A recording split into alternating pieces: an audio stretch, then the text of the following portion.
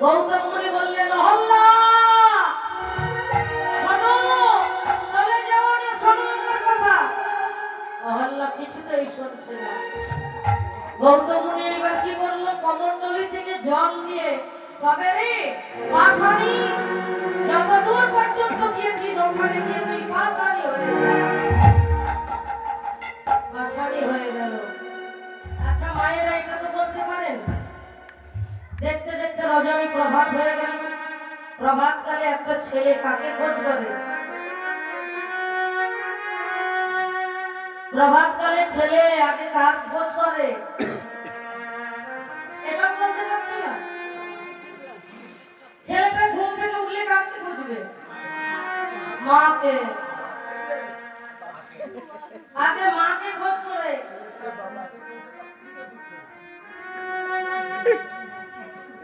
তাই গৌতম মুনির কাছে ছেলেটা ঘুম থেকে ছুটে এসেছে। পিতা, বলো আমার মা কোথায়? বলো, বলো আমার মা কোথায়? গৌতম মুনি বললেন, ওই যে অদূরে পাষাণ দেখতে পাচ্ছিস, তোর মা অপরাধ করেছিল, কলঙ্কিনী বিচারিণী, তাই তোর মাকে আমি পাষাণী করে রেখে দিয়েছি। একের পর দুই হয়। এই তত্ত্বগুলো আপনারা মন দিয়ে শুনুন, বলতে পারবেন কেউ জিজ্ঞাসা করলে। হ্যাঁ, একের পর দুই হয়, তিন কোনদিন হয়, কিন্তু হয়েছিল। সত্যের পর দাপর হওয়ার কথা, দুই হওয়ার কথা, ত্রেতা হয়ে গেল, তিন হয়ে গেল। কেন? ভক্তের ডাকে, ভক্তের ডাকে ভগবানের আসন তলে। তাই গৌতম মুনি পুত্র পিতাকে বলছে, পিতা তুমি আমার মাকে পাষাণী করে দিয়েছো, আমার মায়ের মুক্তির উপায় বলো। পুত্র, তোমার মায়ের মুক্তি হবে সেই দিন, যেই দিন ত্রেতা যুগ আসবে, প্রভু রামচন্দ্র এসে তোমার মায়ের মস্তকের উপরে চরণ দেবে। বলে একের পর দুই, সত্য যদি এক হয়, তারপর দুইয়ে হবে দাপর, তিনে হবে ত্রেতা। এতদিন আমার মা পাষাণী হয়ে থাকবে না, না।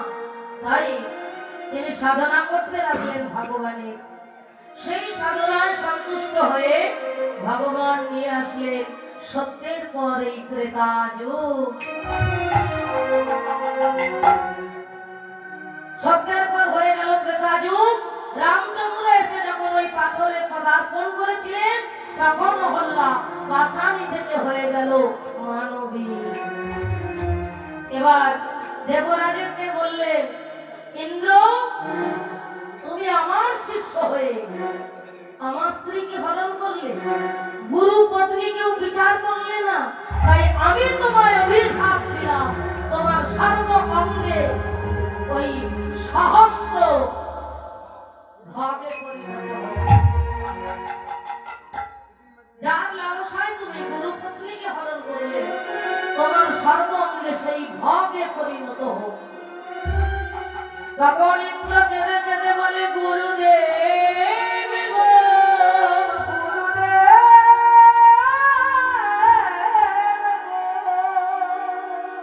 আমায় ক্ষমা করো, ক্ষমা করো, করুণা করো, কৃপা করো, ও গো গুরুদেব।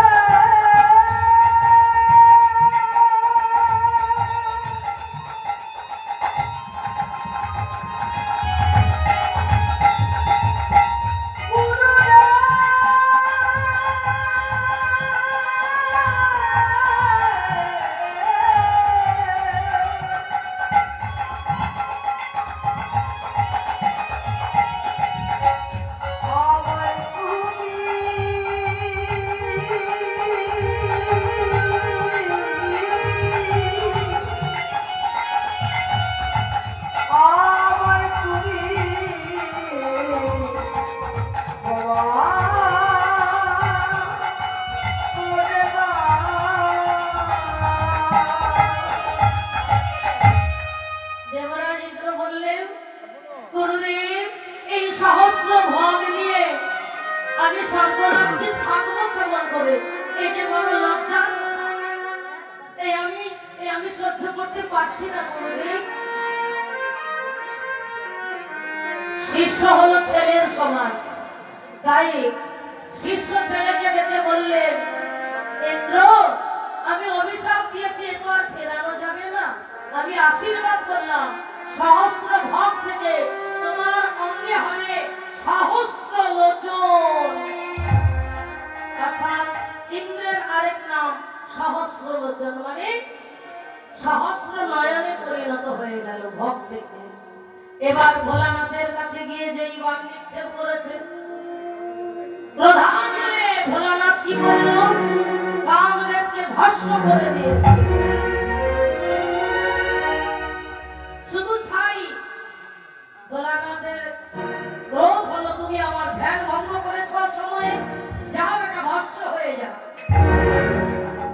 কামের স্ত্রী রতি তখন, এই মদন হলো কাম দেবতা, কামের স্ত্রী হলো রতি।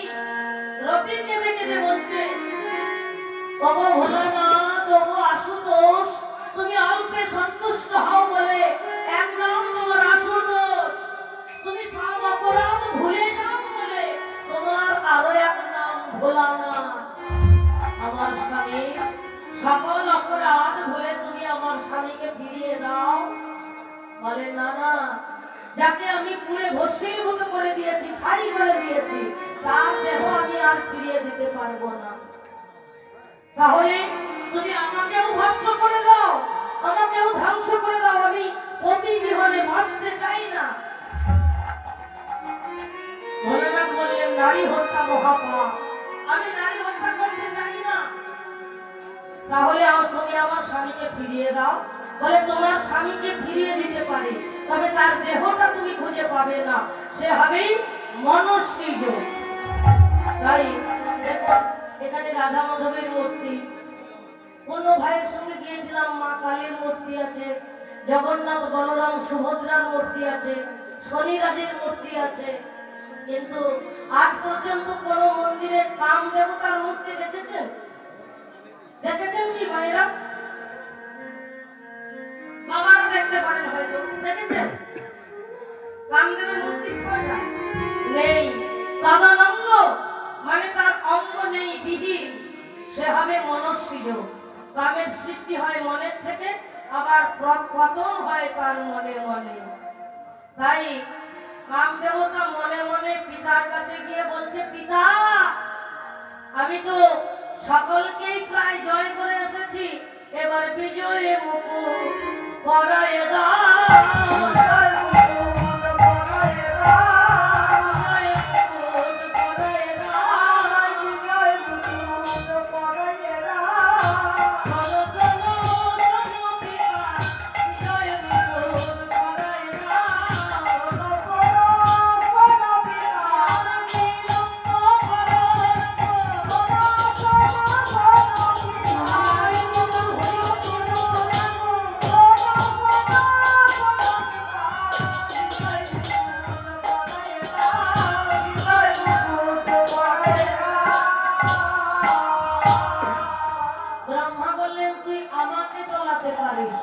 দেবরাজ ইন্দ্রকে টলাতে পারিস, তুই ওই ভোলানাথকে টলাতে পারিস, কিন্তু শোন, তোর মতো এক মদন আছে।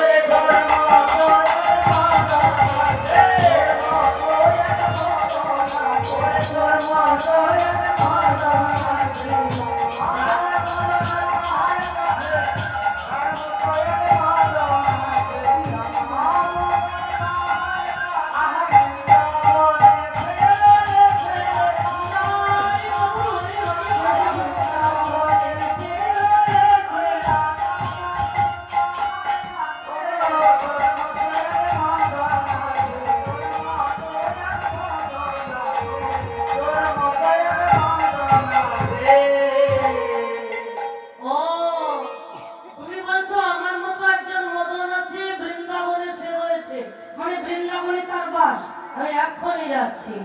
এই বলে মদন যখন বৃন্দাবনে এসেছেন, দূর থেকে দেখতে পেলেন নটবরের বেশ, অটিতটে পিতবাস, কর্ণযুগলে গুঞ্জারিত ভূষণ, গলদেশে বনফুলের মালা, মস্তক করে মোহন চূড়া, তার উপরে ময়ূরের পুঁজ। তুমি তাহলে সেই বৃন্দাবনের মদন। এই নাও আমি তোমায় আরেকটি বাণ নিক্ষেপ করলাম। যে একটি বাণ নিক্ষেপ করেছেন ভগবানকে, ওই বাণটি পুষ্প হয়ে গোবিন্দ চরণ পতিত হলো। ভগবানকে ধ্বংস করতে পারলো না। ভগবানকে কি কেউ কখনো ধ্বংস করতে পারে গো?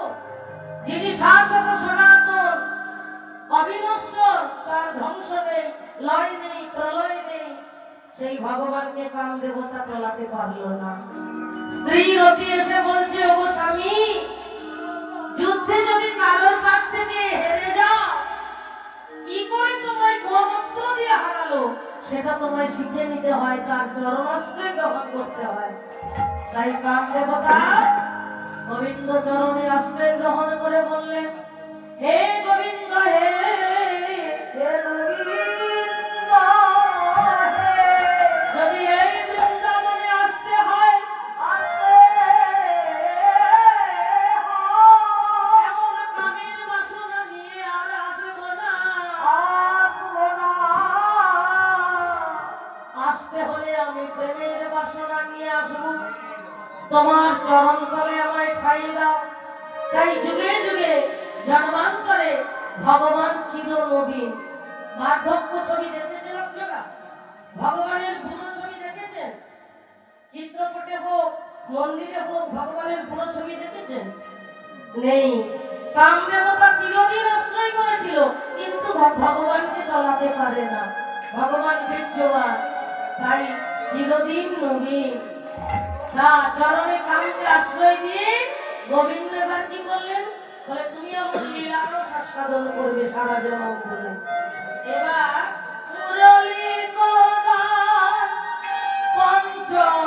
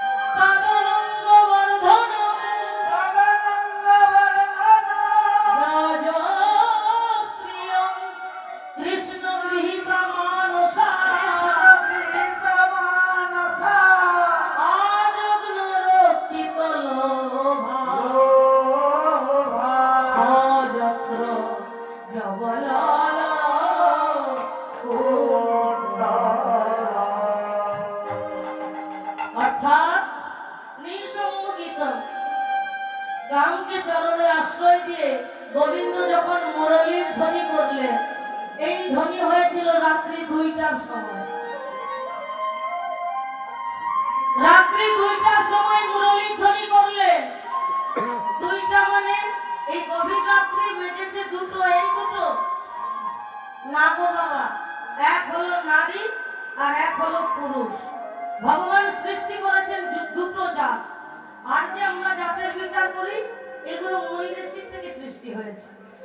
ভগবান সৃষ্টি করলেন দুটো জাত, নারী আর পুরুষ। এই নারী আর পুরুষের সময় যখন এক হয় তখনই হয় মিলন। তাই ভগবান মুরলী ধ্বনি করলেন, শুনল কারা?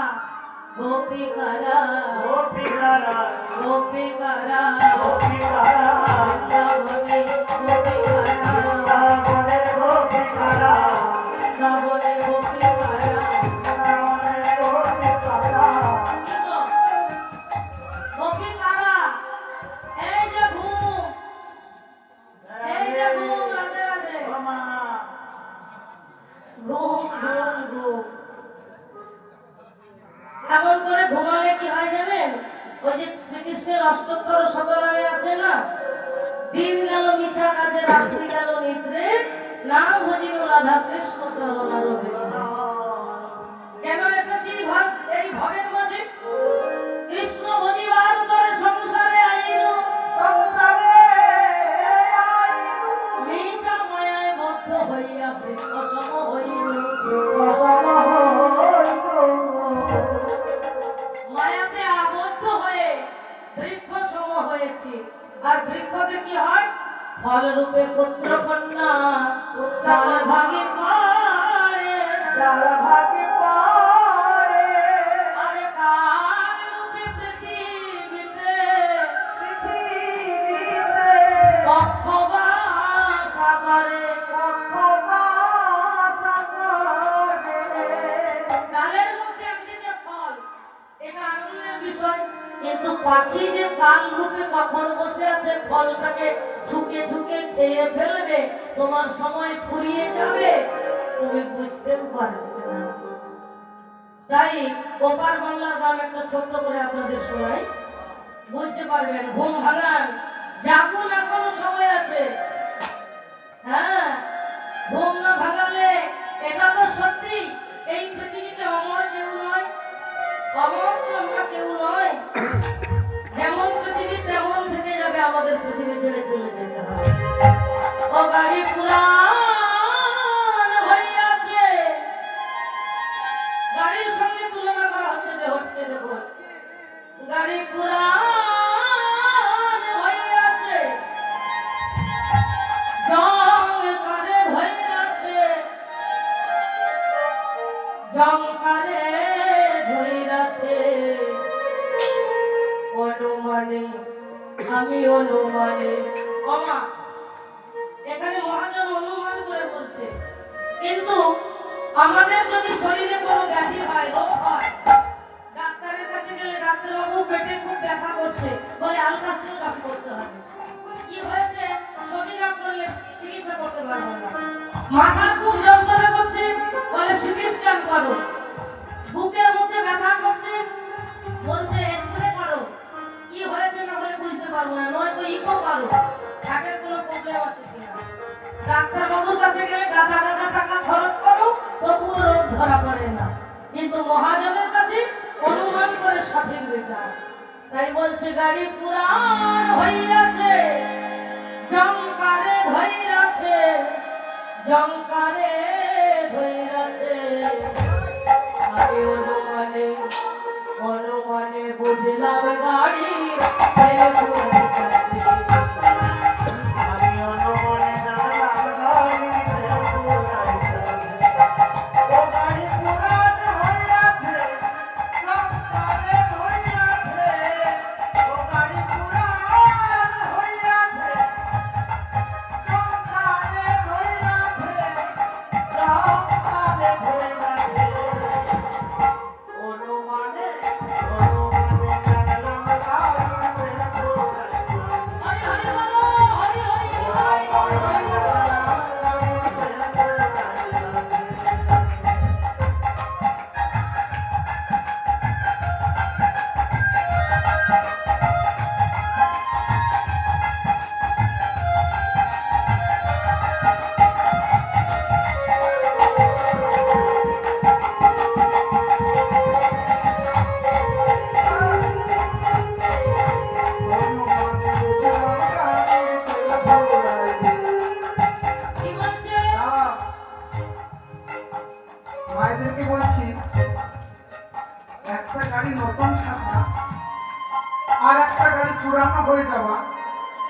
কি ডিফারেন্স পান, মানে কি বুঝতে পারেন, কি পার্থক্য থাকে? দেখবেন নতুন গাড়ি যখন আছে চাবি দিয়ে স্টার্ট, আর যখন গাড়ি পুরানো হয় এখানে জং ওখানে জং, গাড়ি স্টার্ট দিয়ে যখন স্টার্ট হচ্ছে না, বলছে ভাই একটু শুনুন, আপনাকে বলছি একটু আসুন, একটু আসুন, একটু আসুন। আরে না না, আপনাকে নয়, মানে গাড়ির ড্রাইভার বলছে একটু শুনুন, পিছনে ঠেলে তো। বলে কেন? বলছে গাড়িটা তো আমার অনেক দিনের পুরানো গাড়ি, এই গাড়িটা পিছনে না ঠেলা দিলে চলে না। বলছে কেন? পয়সা নেই নতুন গাড়ি কেনার মতো। বলছে না, কি করে থাকবে, একটা গাড়ি কিনলাম, ও তো সঙ্গে সঙ্গে চেঞ্জ করা যায় না, ও নতুন থাকতে গাড়ি অনুমানে অনুমানে অনুমানে বলছে আমার গাড়ি ও গাড়ি পুরান হয়ে গেছে, রঙারে হয়ে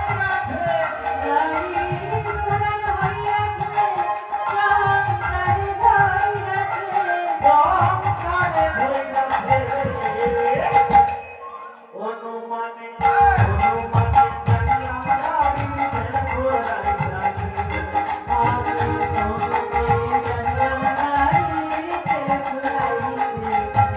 আচ্ছা মায়েরা, আমার খুব শোনা মা, ভালো না, খুব ভালো না।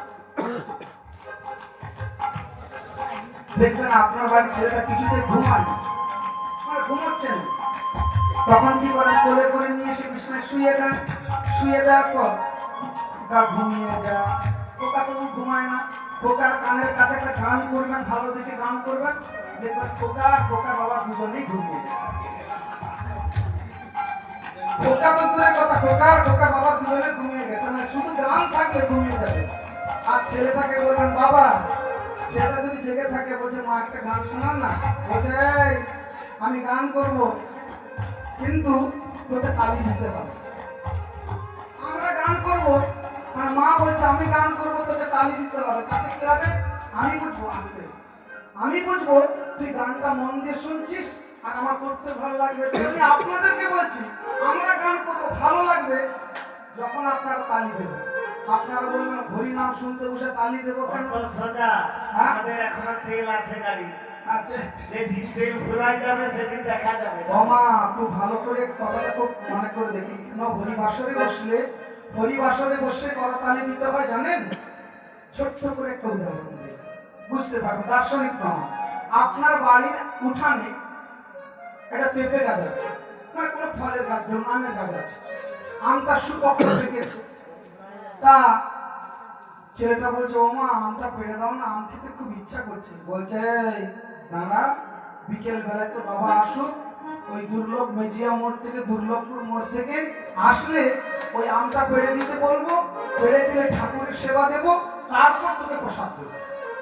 ও মা এই কথা বলে ছেলেকে সান্ত্বনা দিয়ে রাখলেন, কিন্তু কিছুক্ষণ পর দেখা গেল ওই আম গাছে ঠিক কুচ্ছটি, মানে কালো, একবার কুচকুচে কালো, এসে বসে ঠোকর দিচ্ছে, আর ছেলেটা দেখতে আর পাচ্ছে। কালো কোন কোন পাখিটা হয় বলুন তো?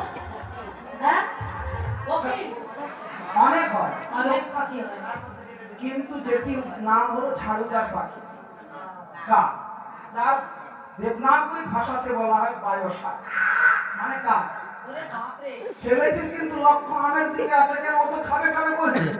তারপর হঠাৎ করে তাকিয়ে দেখলো, ও মা, মা রান্না করছে দুপুরবেলা, বলছে ও মা, বলছে মা তখন বেরিয়ে এসে ম্যা ম্যা ম্যা ম্যা করছিস কেন, হ্যাঁ কি হয়েছে? আমি কি ছাগল নাকি ম্যামে করছি? বলছে শোনো না মা, ওই আম গাছটার দিকে তাকিয়ে দেখো। মা যখন আম গাছটার দিকে তাকিয়ে দেখলো, সেই আম গাছে কি রয়েছে মা?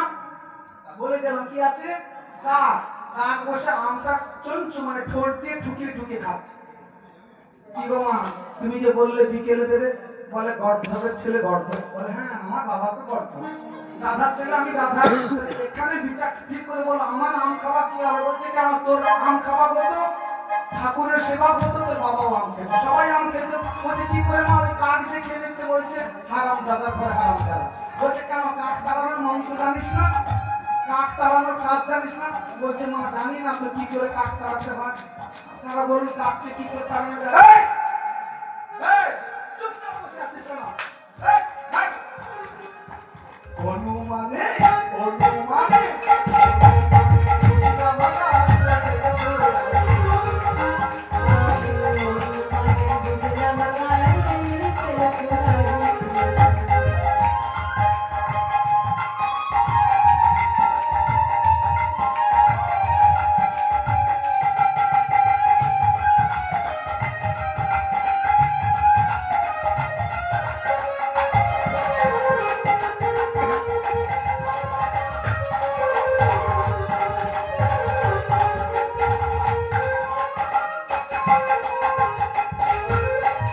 গাড়ি ছিল মনের মতো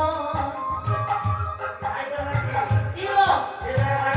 যখন আমরা নতুন বাইক নিয়ে নিজের গার্লফ্রেন্ডকে বসিয়ে নিয়ে যখন চালাতে শুরু করি, হ্যাঁ তখন কেমন মনে হয়? এই যে এদিকে তাকিয়ে দেখো না, হ্যাঁ।